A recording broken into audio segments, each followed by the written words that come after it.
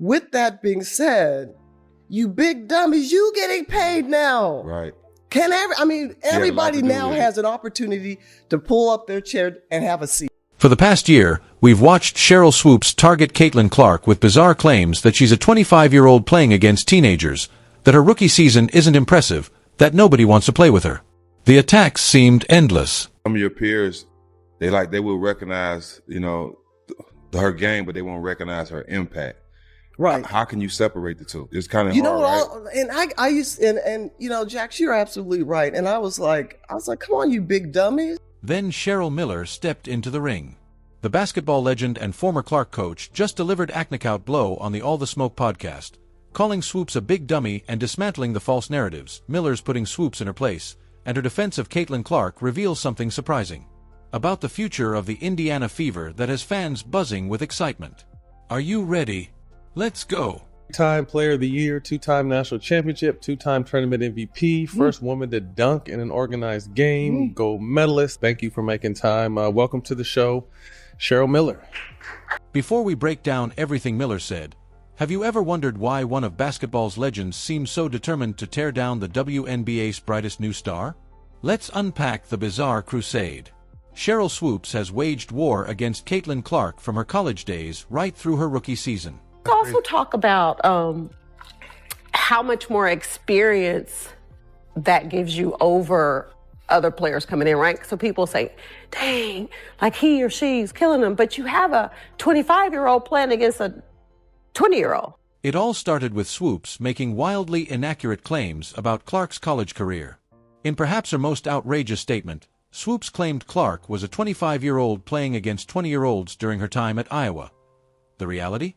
Clark was just 22 and playing in her fourth year like countless other college seniors.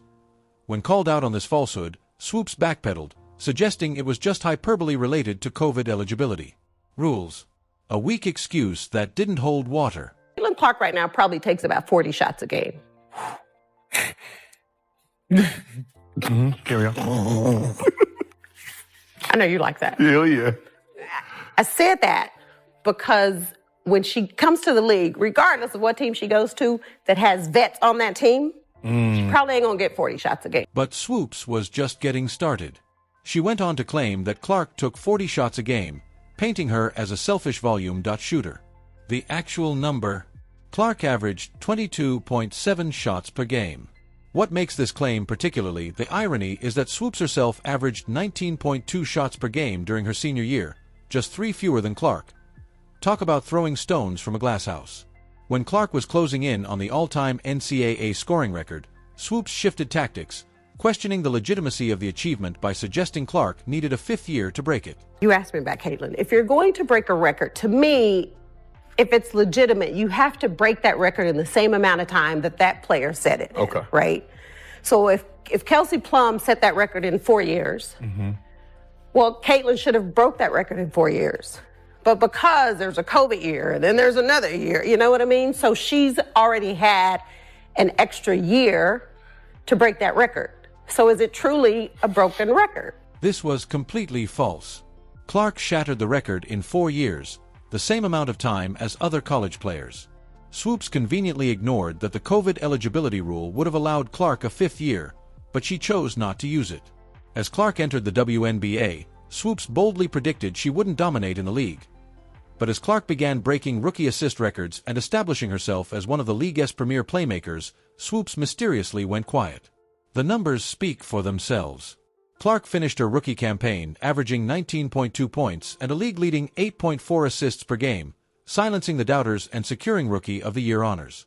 Clip. Good. What I said was I didn't think Caitlin or Angel would come into the league and dominate immediately, which I don't think either of them did. Respectfully, there is absolutely no way, even when we're trying to sit here and play semantics about dominating, there's no way that anyone could ever leave this season in saying that both Caitlin Clark and Angel Reese didn't dominate. You would have to further explain what dominance means for you to not sit here and say that a player who is leading the league in assists while averaging 19 to 20 points didn't dominate that. Perhaps most telling was Swoopes' appearance on Angel Reese's podcast, where she continued undermining Clark while insisting she doesn't dislike her. A classic case of saying one thing while doing another. I've known Cheryl since she was in college. I helped do her shoe deal with Nike in 1993, took her to her first SBs. I've known Cheryl, I've coached her, have a lot of respect for her. I called her when Caitlin was still playing at Iowa and she had just broken Maravich's record. And it was all over the place, as you and I have discussed, that, you know, there was this quote by Cheryl that said, you know, Caitlin was, 25 years old. She was, 24 years old. She was a fifth-year senior. Right. She was taking 40 shots a game. Her records were illegitimate. The basketball world took notice of this pattern, and eventually, Swoopes was removed from broadcasting, Fever Game, and replaced by Nancy Lieberman, who didn't hesitate to call out the misinformation being spread about the rookie sensation. I got off the treadmill and I called her as a friend, and I said, you can say whatever you want. You can have your own opinion about anybody, but you do have to get the statistics right. I mean, facts matter. And if you just get ahead of this and just say, hey, I made a mistake on my numbers, then this thing is over and everybody respects you for your opinion. And, you might like Boston. I might like the Yankees. It's okay to have difference of opinions. Well, she got upset with me on the phone. And I was like, Cheryl, I'm not doing anything to hurt you. I'm just sharing. We're talking. And so our relationship, it pretty much is not happening at this point. I tried to talk to her at the Final Four. Right. She didn't want to talk to me. My life's going to be good or great with or without Sheryl Swoopes in my life. The basketball world was desperately waiting for someone with credibility to step into the Caitlin Clark conversation. That moment finally arrived when Cheryl Miller walked into the All the Smoke podcast studio and absolutely lit up the critics. What happens when a basketball legend who's actually coached Clark decides she's had enough of the nonsense? You get one of the most authentic defenses we've seen in women's basketball. No, Jax, you're absolutely right. And I was like, come on, you big dummies. Is she getting hyped? Yes. But she was in the backyard. She was putting in the same time, sometimes maybe more than you were. Right. Mm-hmm. I can't fault her for what she was given. Miller didn't just casually support Clark.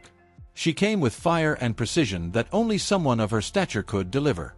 Her now viral comment directed at critics like Swoopes said everything in just 2 words. Come on, you big dummies.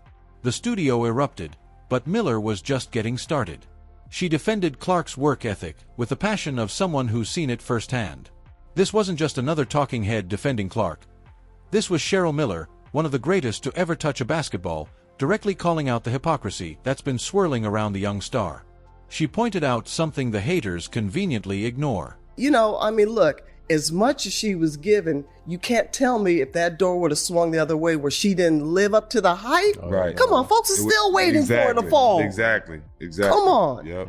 So, with that being said, you big dummies, you getting paid now. It's the uncomfortable truth that Clark's critics don't want to admit. Her presence has elevated the entire league, including the paychecks of those criticizing her. You recently coached the WNBA All-Star game. You spent some time with Caitlin Clark. Best coaching job ever. Best coaching job ever. Best coaching job ever. Being around Caitlin Clark, how was the experience for her? She's such a big star. I mean, the sky's the limit for her. To be around her, just talk about the type of person she is and how much she loves the game. I'm going to be honest because it needs to be said. I can relate to that young lady, and I felt for her. Mm-hmm. I know what it's like to be hated. I know what it's like to be a black woman and hated because of my color. Yeah. What makes Miller's defense so powerful is that she's not speaking from speculation. She's speaking from direct experience. After coaching Clark in the 2024 WNBA All-Star Game, Miller had a front-row seat to evaluate Clark's game beyond the highlight reels. And what she discovered surprised even her. I can't imagine this young lady, I don't want to use hate, but despised. Mm-hmm. And people just having, she brought some on herself a little bit because she's cocky for a good reason. Mm-hmm. Confident. And I love that about her.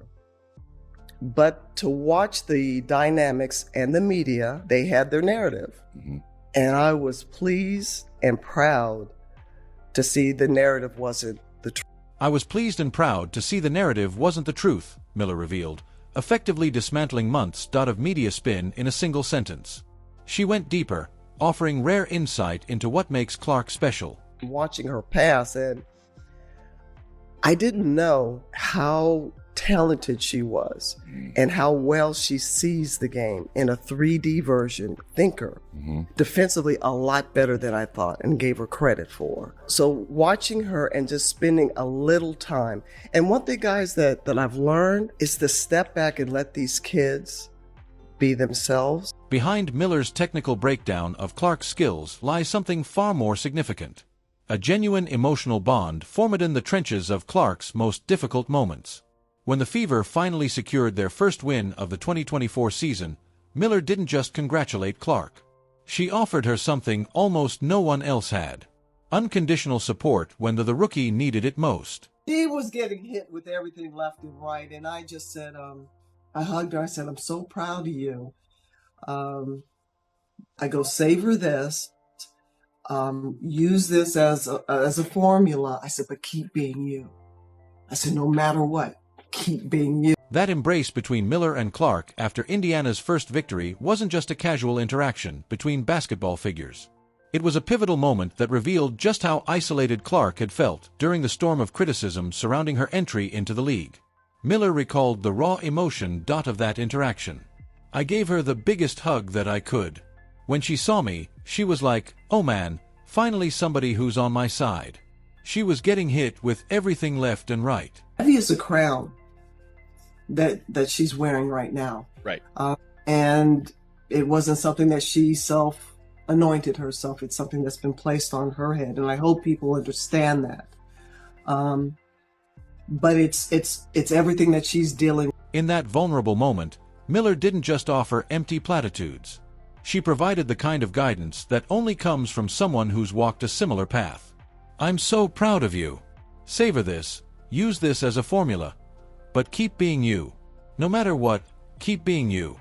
These weren't just comforting words. They were a lifeline to a rookie drowning in expectations and scrutiny.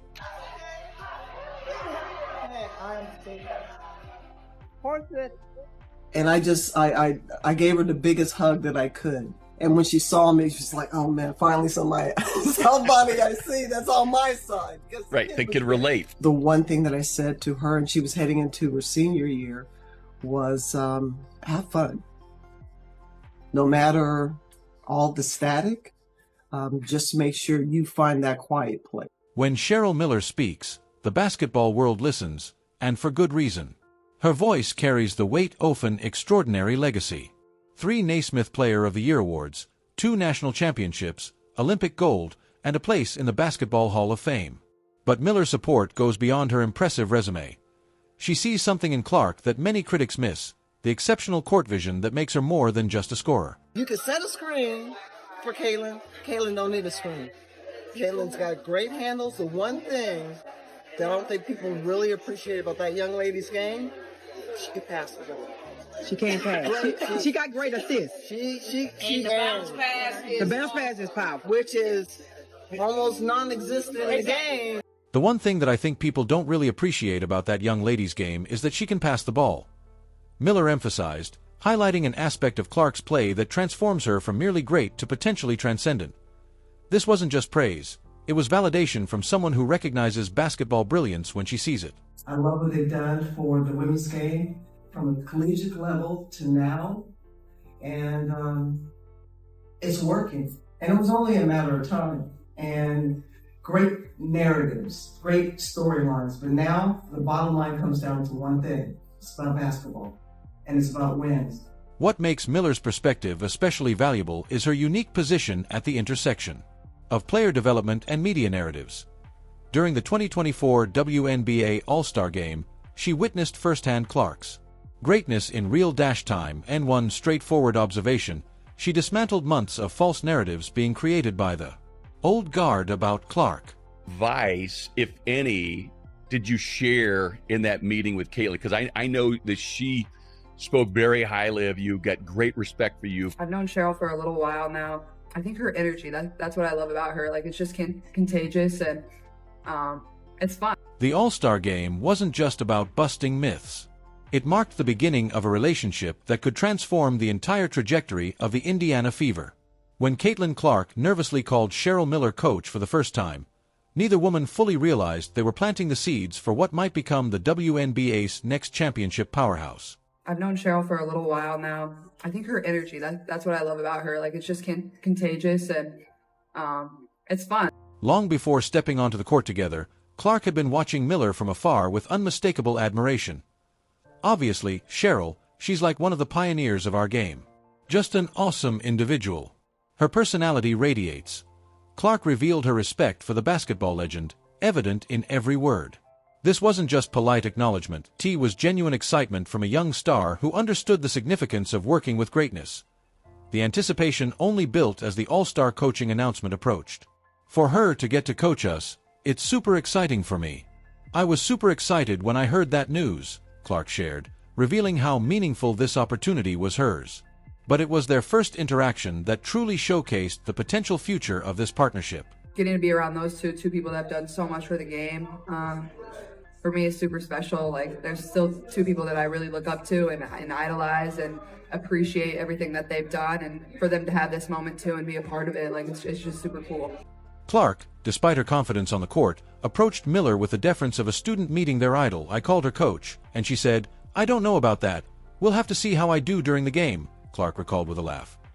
This small moment of humility from both sides speaks volumes about the foundation they're building together.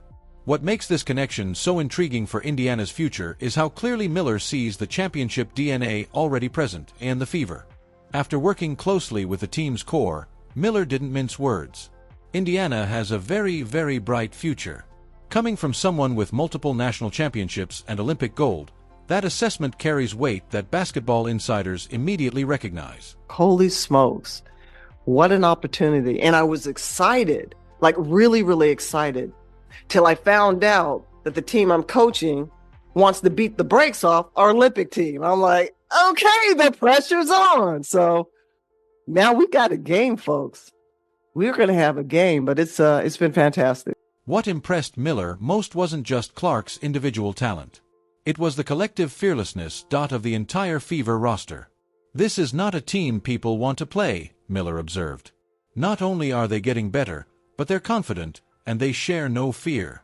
They're fearless. That psychological edge, the willingness to compete against anyone, is exactly what championship teams need when facing adversity. Perhaps most surprisingly, Miller found herself stunned by the basketball intelligence on display from the young Fever squad. "I did not count on their basketball IQ being that high," she admitted. "I knew it was high, obviously because they play at this level, but it's one thing to know knowledge. This cerebral dimension, the ability to not just execute but understanding the game at its deepest levels, is what separates good teams from great ones." And people that came well before today's game, they were skilled. They were incredible. The spotlight is now enhanced, and give these women credit. They have certainly elevated the game, but there are some truly, truly great players that could play today that played yesterday. And you know what? And I love the way that you said piggyback, because in no way, shape, or form am I not appreciative of where the game is at and the exposure, because we get exposure. Everybody forgot Lynette Woodard until Caitlin Clark broke her scoring record. Looking ahead to the 2025 season, there's something special brewing in Indiana that goes beyond just XXSS and XSOs. The mutual respect between Caitlin Clark and Cheryl Miller isn't just for show, O's. Show, it's a foundation for something show, omething. Potential something, potentially championship worthy, potentially championship worthy. Lark herself has acknowledged Miller as one of the pioneers championship worthy. Ioneers. Opioneers off our game, and praised how her personality radiates. Radiates. Hat makes this connection so powerful is how genuine it feels radiates. Eels. Fro feels from both sides. From sides. Iller has been blown away by Clark's abilities, particularly her court vision, which she describes as seeing sides. The game in a 3D version. The version. His isn't just empty praise version. Praise. It's recognition from one of basketball's greatest minds. When Miller told Clark, "I'm praise. I'm so proud of you. Savor this. Use I'm. Savor this. Use this as a formula, but keep being you. Savor this. Use you. She wasn't just offering encouragement to you, encouragement. Shencouragement. She was passing the torch. W. Shetorch. While certain critics continue their tired campaign of misinformation, T-Torch. This Clark Miller alliance. This alliance represents everything that's right about basketball's generational connections. The future in Indiana isn't just bright alliance bright. It's championship caliber with this kind of mentorship bright. Mentorship in place. Mentorship.place. Let us know in the comments how excited you are. Like, subscribe, and turn on all notifications to place. So notifications, you never miss out. Click the video on the screen, and we will see you in the next one.